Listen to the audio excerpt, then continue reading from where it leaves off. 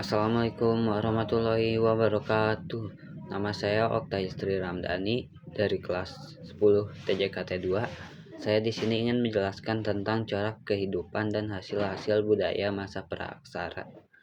Saya mulai dari perkembangan bumi dan munculnya makhluk hidup dulu. Pertama, ada masa Archaeozoikum. Masa ini berlangsung sekitar 2,5 miliar tahun lalu. Pada masa ini, bumi masih seperti bola panas dan belum ada kehidupan. Lalu ada masa Paleozoikum. Masa ini berlangsung sekitar 500 sampai 245 juta tahun lalu. Di masa ini, suhu bumi masih belum stabil, tapi curah hujannya tinggi dan mulai muncul makhluk bersel satu. Setelah itu ada masa Mesozoikum, berlangsung selama 246 sampai 65 juta tahun yang lalu. Di masa ini suhu bumi sudah semakin stabil dan munculnya hewan-hewan raksasa yaitu dinosaurus. Lalu ada masa Pleistosen. Masa ini berlangsung sekitar 600.000 tahun lalu. Masa ini terbagi menjadi dua bagian, yaitu glasial dan interglasial. Dan terakhir ada masa Holosen. Di masa ini sudah muncul banyak pulau-pulau baru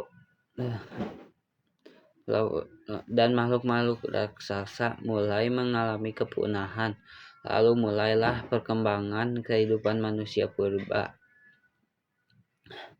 Lalu ada satu teori yang mengatakan kita itu hasil dari evolusi hewan primata, yaitu kelompok mamalia seperti simpanse. Teori ini dikemukakan oleh Charles Darwin, padahal teori ini salah. Kita itu dilahirkan dari Adam dan Hawa.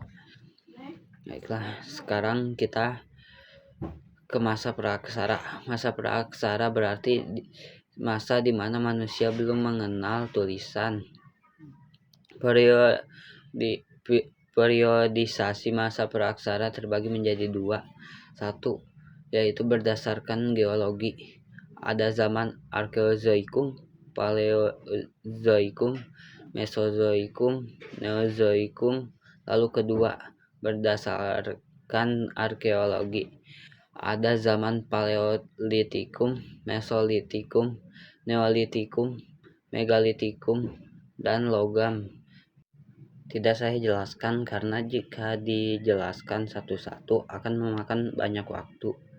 Kita lanjut ke asal-usul nenek moyang Indonesia. Ada 4 teori asal-usul nenek moyang Indonesia, yaitu teori Yunan, out of Africa, out of Taiwan, dan Nusantara. Teori of Yunan. Dasar dari teori ini berdasarkan hasil temuan kapak di wilayah Nusantara.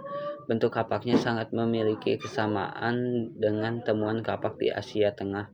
Lalu dari segi bahasa Melayu memiliki kesamaan dengan bahasa Champa dari Kamboja. Persamaan ini membuat dugaan bahwa penduduk Kamboja berasal dari daratan Yunani. Lanjut ke teori out of Africa. Teori ini menjelaskan manusia Afrika bermigrasi sekitar 50.000 hingga 70.000 tahun silam.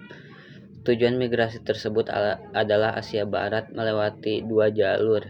Pertama, jalur yang mengarah ke Sungai Nil.